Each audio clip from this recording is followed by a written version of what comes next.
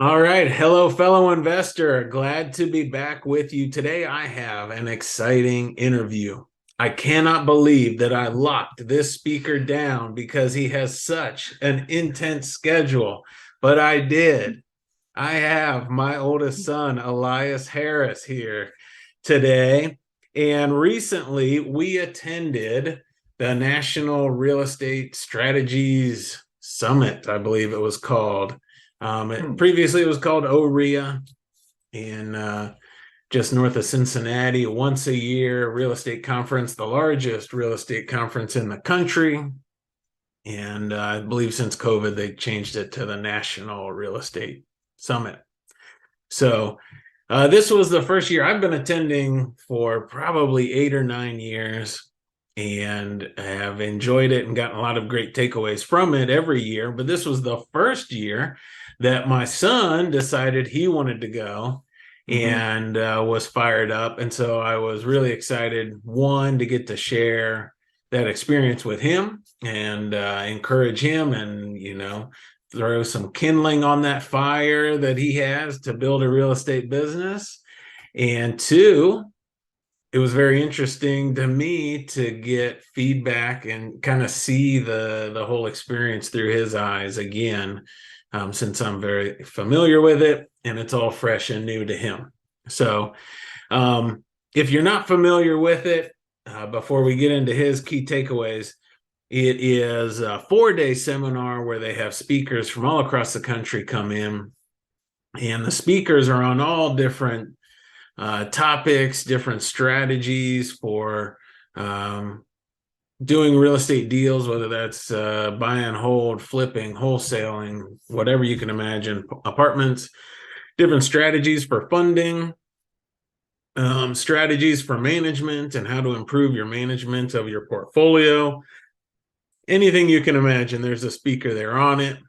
And they have a lot of courses for sale, which I have bought a lot of courses over the years. And really, that's how I built all the systems for my business and how I learned marketing and things like that.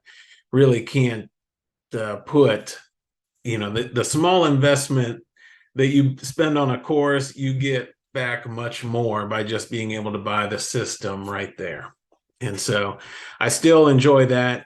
So there's speakers, there's courses, and a lot of networking. It's amazing how many people I end up only seeing at that conference once a year, even though we may be one city apart or two cities apart. It's great to catch up with people and just be in a room with hundreds. I think it was a thousand other real estate investors, right? So often as a real estate investor, we are off on our own, and we feel like we're this lone ranger out trying to build the business and conquer the world on our own. And it's great to be around other people doing the same thing.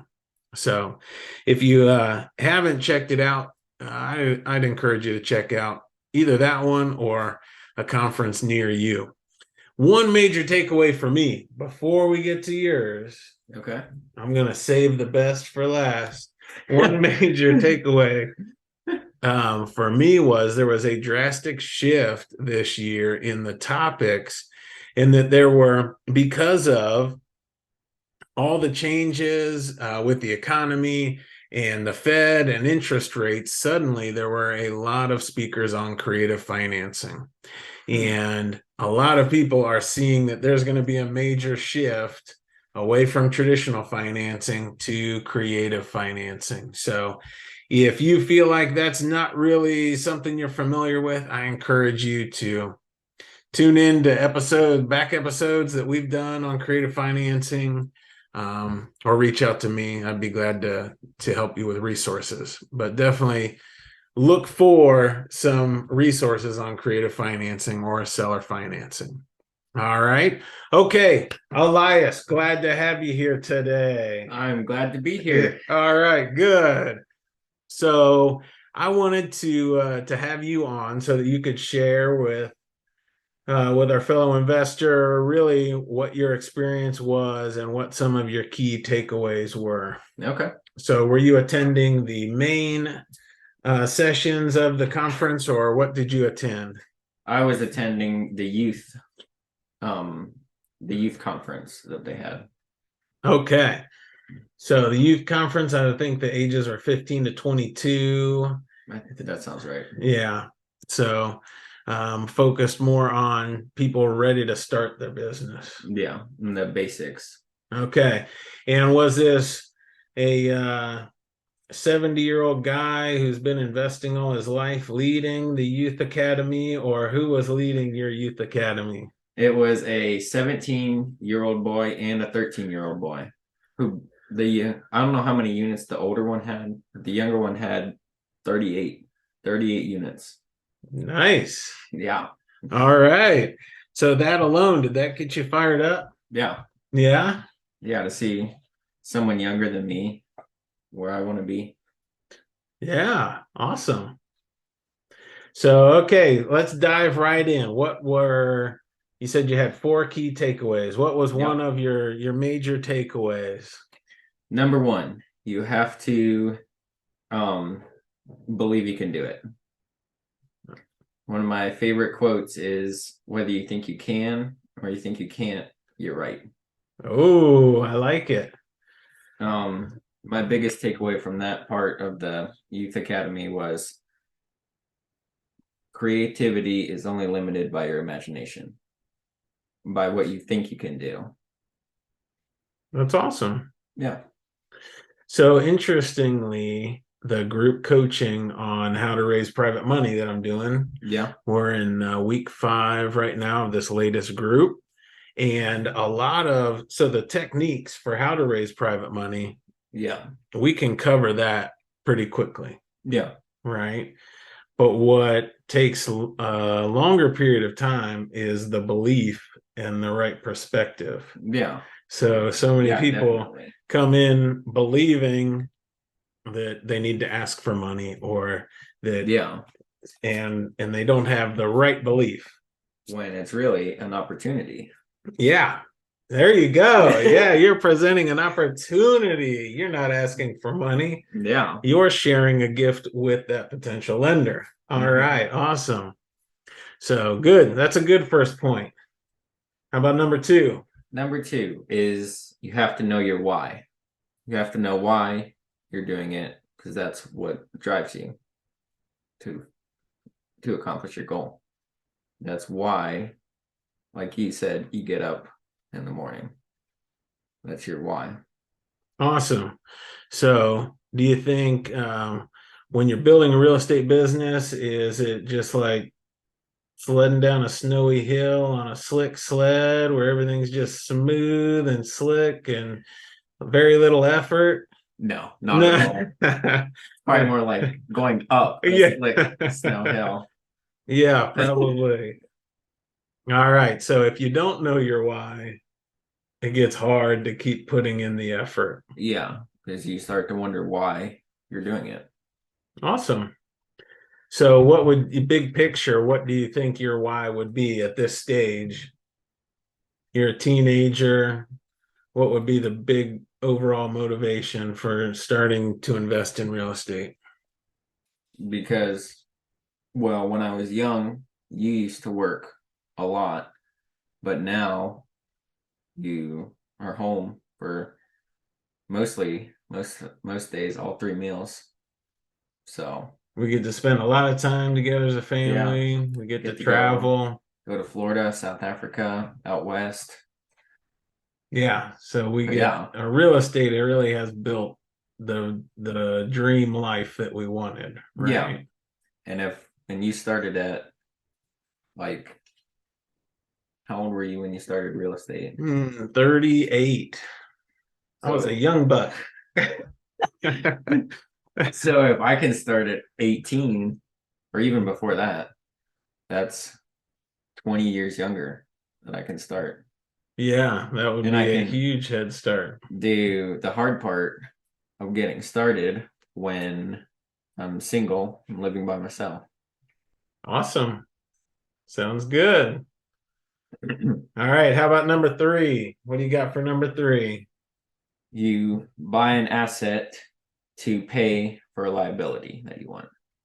So Mm, if you want a new car or anything, maybe you want to get your driveway redone. You you don't just pay for it. You figure out a way to buy an asset, maybe a house that you rent out, or a maybe you buy some stocks. Any way that you can find an asset to pay for the liability will help you immensely. So that's interesting. So, especially if you focus on the real estate side, Yeah. if you can get a rental, let's say, for that rental, let's say cash flow is 300 a month, Okay. and you want a truck that would have a car payment of, let's say, 300 a month. Okay. We'll go a used truck. Yeah. Okay, 300 a month. So you Yeah. need to buy that rental to have the cash flow to pay for the truck. Then when the truck gets paid off, you still own the rental. And now you Right. have 300 more a month 300 coming a in. month still.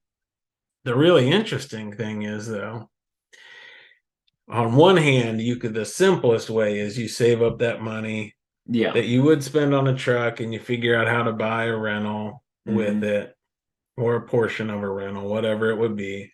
Yeah.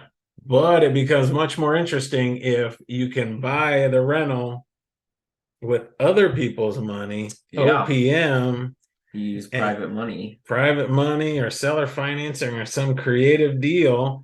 Yeah. Then it doesn't cost you your own money and you still get the cash flow and you still get the truck. Yeah. And you never use your money. I like that.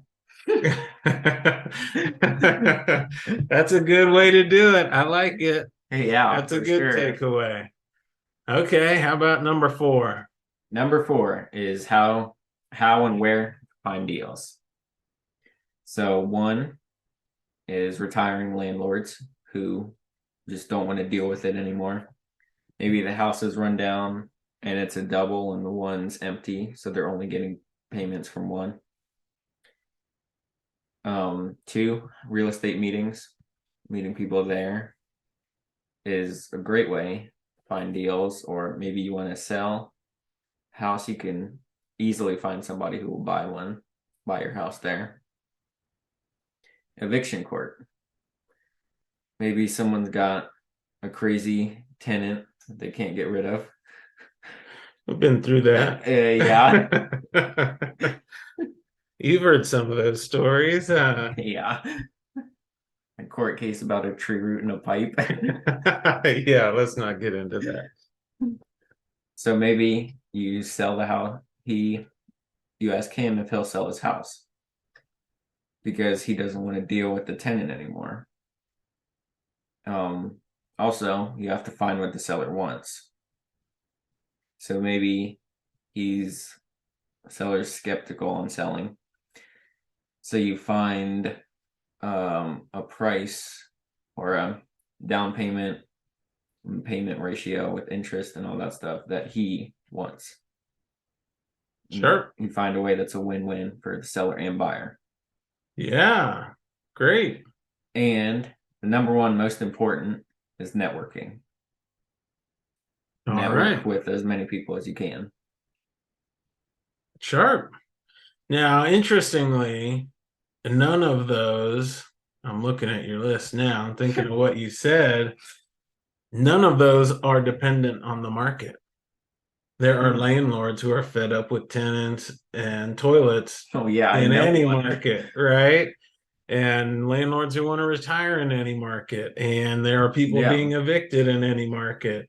And there are sellers who want certain things and don't want to deal with certain things in any market. Yeah, totally. And if you're networking with other people, there are always buyers and sellers, right? Yeah.